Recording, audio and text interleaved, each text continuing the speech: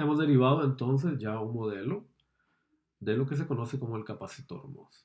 Vamos a llevar este modelo un paso más allá basándonos en las intuiciones que vimos en el video anterior sobre el capacitor MOS en la región de inversión. Recuerden que este material está tomado del libro Introducción a los dispositivos semiconductores del profesor Pedro Julio. Muy bien. Recordemos que yo tenía un capacitor MOS, ¿okay? Por ahora sin estas dos regiones que tenemos acá, tenía un capacitor MOS donde sabía que para un determinado VGB, gate bulk, mayor que una tensión de umbral, me aparecía en la interfaz entre el óxido de silicio y el silicio un canal de electrones. Estábamos suponiendo, ¿verdad?, un transistor que tenía un sustrato tipo P. Y se me generaba un canal de electrones justo en esta región que estoy marcando, debido precisamente a la inversión del material justo en esta zona, que hacía que se transformara en un material tan tipo N como antes era tipo P. Bueno, sabiendo además que tenía por acá una región de vaciamiento, ¿no?, que complementaba el equilibrio electrostático, el equilibrio entre cargas necesario a ambos lados de esta especie de capacitor. Y lo que terminamos discutiendo la clase anterior era qué sucedería, perdón, en el video anterior, qué sucedería si yo pusiera dos terminales a ambos extremos de ese canal. Puesto que este es un canal que ahora yo puedo encender, apagar y a gusto, podría construir algo así como una especie de switch que me produjera conductividad entre estos dos terminales. Bueno, ahora lo que vamos a hacer es precisamente añadir esos dos puntos de contacto colocando dos difusiones justo a ambos lados del canal que voy a dopar de manera que sean también ricas en electrones. Es decir, las voy a dopar de tipo P, perdón, de tipo N. Okay. Y las voy a hacer ricas en electrones, así que es probable que este sea un N+, ¿verdad?, un dopado N+. Y luego las conecto metálicamente a otras dos terminales. Esta estructura ahora ya no es un capacitor como tal, sino que es en realidad un transistor.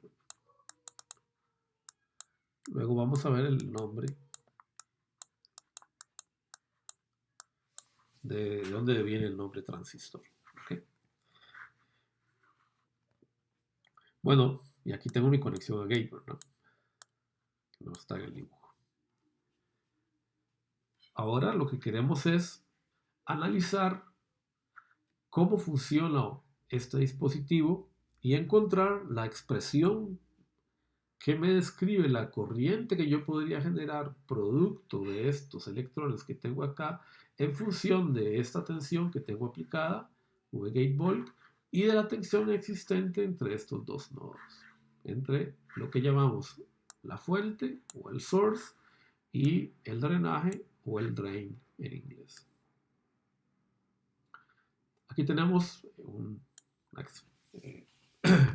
croquis de cómo se construye normalmente un dispositivo en la vida real, un dispositivo MOSFET. Tenemos un gate, o que sería como la terminal de control o la compuerta, típicamente hecha de polisilicio, y las dos conexiones a lo que conocemos como las difusiones del material, conectadas vía metal con contactos ómicos, tal como los describimos en las clases anteriores. Eso me produce un dispositivo que tiene un determinado largo que es igual al largo que veo de esta máscara de polisilicio y un ancho que es equivalente a la altura, en este caso, ¿verdad?, que veríamos de estas difusiones que me complementan mi transistor. Además, como veremos más adelante, es necesario conectar otro tipo de difusión que es la que me permite la conexión eléctrica al sustrato, al bulk. Si nos volviéramos al transistor, yo tengo que generar, ¿verdad?, esta conexión de acá, esta conexión al sustrato, aunque aquí para efectos, digamos, ilustrativos la hemos colocado debajo y en algunos sistemas, de hecho, microelectrónicos se coloca debajo del sustrato. ¿Sí? Recuerden que esto sería una visión, por así decirlo, transversal de cómo se vería el transistor. En muchas aplicaciones es mucho más sencillo conectar el sustrato a un lado del dibujo de mi transistor estándar. De hecho, eso es como se hace típicamente en los procesos digitales. ¿Okay? Entonces, normalmente, luego les mostraremos una conexión un poco más típica, pero generalmente eso lo que quiere decir es que normalmente en muchos procesos en realidad yo tengo una extensión del volc y acá es donde yo tengo mi contacto a volc. Lo tengo como a la par en otra región, ¿verdad? Y esta es mi zona de par. Recuerden que esto es P y para que esto sea un contacto ómico adecuado, ¿verdad? Entonces esto de acá generalmente lo tengo que ocupar P más para que haya un buen contacto ómico al volc. Esta es una conexión alternativa. Muy bien. Estos son algunos de los símbolos típicos que se utilizarán para describir este nuevo dispositivo que llamaremos transistor. El transistor MOS es en realidad un dispositivo de 4 terminales. O sea, si uno quiere ser muy específico, siempre va a ser necesario especificar no solo las conexiones entre gate, drain y source, sino también la del sustrato. ¿Okay? Esto sería un MOSFET de canal P y esto sería un MOSFET de canal N. Este de acá es el que hemos analizado hasta ahora y que seguiremos analizando.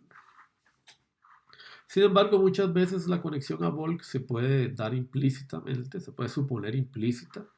Típicamente, como veremos más adelante, lo que yo necesito es asegurar un cierto tipo de polarización en los diodos que se me generan en esta construcción. Fíjense que acá, si ustedes se dan cuenta, yo tengo un diodo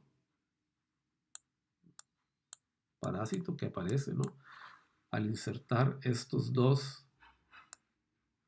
nuevos contactos llamados difusiones del drain y el source. Y estos diodos a mí me conviene que estén en reversa, ¿verdad? Porque si no, pues voy a tener un cortocircuito y corriente yendo desde el sustrato hacia el drain y eso no es lo que lo quiero. Eso es lo que no quiero. Entonces, por ejemplo, en un transistor NMOS, yo necesito que el potencial en el volc sea mucho más bajo que el potencial en el source y el drain. O que por lo menos estén al mismo nivel. Si esto es una tierra, que es el caso tradicional, yo supondría entonces que el source, al menos de mi transistor, y que mi drain no pueden ir más abajo de tierra. Y recordamos que en equilibrio, cuando ambos contactos, cátodo y ánodo, perdón, ánodo y cátodo de un diodo están conectados o están cortocircuitados al mismo potencial, yo llevo al estado de equilibrio el transistor y no tengo conducción. Entonces, en el mejor de los casos, digamos, yo tengo una conexión de este estilo y con eso me puedo asegurar, ¿verdad?, que mis diodos están en reversa y no tengo conducción. Entonces, normalmente cuando eso ocurre, yo puedo dar por un hecho que mi volc está bien conectado y muchas veces paso por alto, ¿verdad?, la conexión del volc. Simplemente para facilitar el diseño, digamos, el diagrama. Bueno, y tenemos esta definición arbitraria de corrientes. Vamos a suponer que de un NMOS, ¿verdad?, la corriente de drain va a ser positiva y la corriente de source también va a ser, va a ser negativa en este caso. Vamos a definir las corrientes según la convención de dispositivos pasivos como aquellas corrientes que entran al dispositivo. ¿Verdad? Entonces aquí, por ejemplo, tendríamos una corriente de drain que es positiva para el MOS y una corriente de source que es negativa para el una corriente de drain que es positiva para el NMOS y una corriente de source que es negativa para el NMOS. Y tendríamos el caso contrario para lo que sería como llamaríamos PMOS o MOSFET de canal P. Esto sería un PMOS y esto sería un NMOS. Muy bien, vamos ahora a continuar con la derivación de las condiciones de funcionamiento de este transistor. Recordando que tenemos un dispositivo tridimensional, ¿verdad? ¿Okay? Yo lo que voy a hacer es hacer mi análisis en 2 dimensiones. Suponiendo que en el eje Z, por así decirlo, lo que tengo es una proyección constante, ¿no?, de mi dispositivo. O sea, lo que tendría es algo así, ¿no? Tendría la proyección constante de mi dispositivo, ¿no?, en esa dirección. Tendría lo mismo, ¿no? lo que vamos a hacer es hacer un análisis solo en dos dimensiones, en una dimensión X y en una dimensión Y, sabiendo que luego pues sería simplemente, ¿verdad?, sumar o integrar, mejor dicho, ¿verdad?, este análisis en dos dimensiones a lo largo de W para obtener el comportamiento volumétrico de lo que ando buscando. Siendo todo constante, ¿verdad?, en la dirección Z, pues eso simplemente va a ser igual a multiplicar por W, ¿verdad?, dicha integral. Bueno, entonces tenemos algunas reglas o condiciones de funcionamiento. El dopado del source y el drain es opuesto al sustrato, o sea, tiene que ser N, para que tenga el mismo portador en el canal de mi transistor. Puesto que aquí se me van a generar electrones, necesito que entonces este material sea N para un dispositivo de sustrato P. Las junturas van a estar en inversa, que es lo que acabamos de indicar. O sea, yo necesito que estos diodos estén acá en inversa. ¿Okay? Entonces tengo que tener condiciones de conexión adecuadas que me garanticen que esos diodos se encuentren en inversa. Voy a suponer que la corriente de sustrato es despreciable, o sea, no tengo corriente escapando acá por el sustrato de ninguna parte. Y que la corriente de gate es nula, y esto es muy importante, ¿verdad? O sea, que no tengo corriente atravesando mi transistor a través del gate, y que esta corriente de sustrato es muy baja. Entonces, vamos a poner esto, ¿verdad? Aproximadamente. Esto es igual a 0 y esto es aproximadamente 0. En realidad, aquí tendría que ponerle I B, ¿verdad?, para no confundirlos con la corriente source. Entonces, la corriente por el sustrato es aproximadamente 0. Y las dimensiones del dispositivo están dadas por el largo, que vamos a definir como esta región de acá, ¿verdad?, entre los dos extremos de mi drain, perdón, entre los dos extremos, entre mi drain y mi source, los dos extremos del canal. Ok, esto sería L. Y el ancho sería la proyección del transistor en el eje Z. Y esas son las dimensiones o el área de mi transistor. Bueno, vamos a derivar entonces la expresión de corriente que tengo en mi transistor. Lo primero que tenemos que reconocer es que si yo tengo un canal, tengo un dispositivo, fíjense que lo que tengo es algo así rápidamente. Tengo un dispositivo donde tengo un canal generado debido a la inversión del material tipo P. Acá tengo ahora un canal de electrones, ¿verdad? Aquí lo que tengo es un montón de electrones. Y yo puedo hacerlos conducir simplemente conectando una batería entre esos dos términos. Puedo conectar una batería ahí y puedo generar entonces una conducción, ¿verdad? Puedo hacer que los electrones se me vayan atraídos hacia el ánodo de la fuente que yo tengo conectada hoy. ¿Eso qué quiere decir? Que puedo tener un fenómeno de conducción que ya hemos visto anteriormente, que se conoce como arrastre. Y esta fórmula la derivamos como uno de los medios de conducción típicos en semiconductores. Es lo que se conoce como la densidad de corriente debida al arrastre de portadores tipo N, que va a ser igual a menos Q por la velocidad de arrastre de los portadores a lo largo del eje Y, ¿okay?, multiplicado por la densidad de portadores que tengo en esta zona. O sea, la densidad de portadores que tengo en el eje X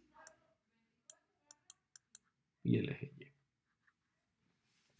En esta pequeña lámina delgada de material que tengo acá. Voy a suponer que N es constante con respecto a Z, o sea, contra el eje Z.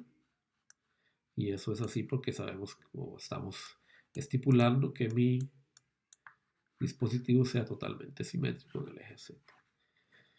Y esto es muy importante, es una suposición muy importante. La velocidad solo va a ser función de este eje X, pero de este eje Y, no de este eje X. Esa es una suposición bastante arbitraria, pero que lo que quiere decir es básicamente es que sea cual sea el campo eléctrico que yo tengo aplicado en esta dirección, este campo eléctrico solo me hace aparecer o desaparecer el canal, pero no tiene ningún efecto en la velocidad de los portadores que van en esa dirección. Okay, entonces los portadores que van en esa dirección no se ven afectados por este campo eléctrico. Por lo tanto, si yo quiero obtener la corriente de arrastre total de mi dispositivo, lo único que tengo que hacer es integrar esta función, okay, a lo largo de los dos ejes fundamentales que estoy definiendo. O sea, integrar mi densidad en función de las coordenadas X y Y por el ancho de esta laminita de 0 a delta X, o sea, por lo que yo lo que estoy diciendo acá es que esta laminita tiene un ancho delta X. Y luego integrar, resolver esa integral e integrar la misma a lo ancho de mi dispositivo, o sea, en función del eje Z. Bueno, puesto que esto es constante, ¿verdad? O sea, perdón dicho, es un dispositivo simétrico y estamos suponiendo condiciones homogéneas, esta integral simplemente, ¿verdad?, me va a dar W. O sea, lo que tengo que hacer es encontrar esta cantidad de acá y multiplicarla por W para obtener el total que yo necesito en las tres dimensiones. Y bueno, y este término de acá estamos diciendo que es solo función, o sea, mejor dicho, no es una función del campo eléctrico, es solo función de Y. No es una función del campo eléctrico en dirección de X. Por eso lo puedo sacar de esta integral, ¿verdad? Aquí estoy sacando UNY, lo estoy sacando de la integral porque esta integral solo se resuelve en términos de X. Así que la puedo sacar también, es una constante en función de esta variable de integración. Y lo que tengo que hacer ahora es resolver esta integral. Esta integral, ustedes se dan cuenta, lo que me va a dar es simplemente, ¿verdad?, la cantidad de carga que yo tengo acumulada en esta regioncita, la cantidad de carga laminar que yo tengo ahí. Y vean que en realidad eso ya lo conocemos. Esto lo hemos derivado para el capacitor MOS en la zona de inversión.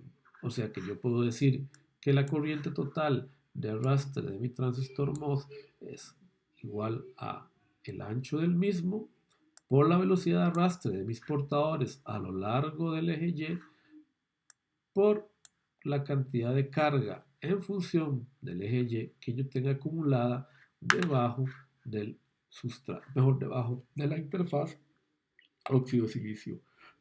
Silicio.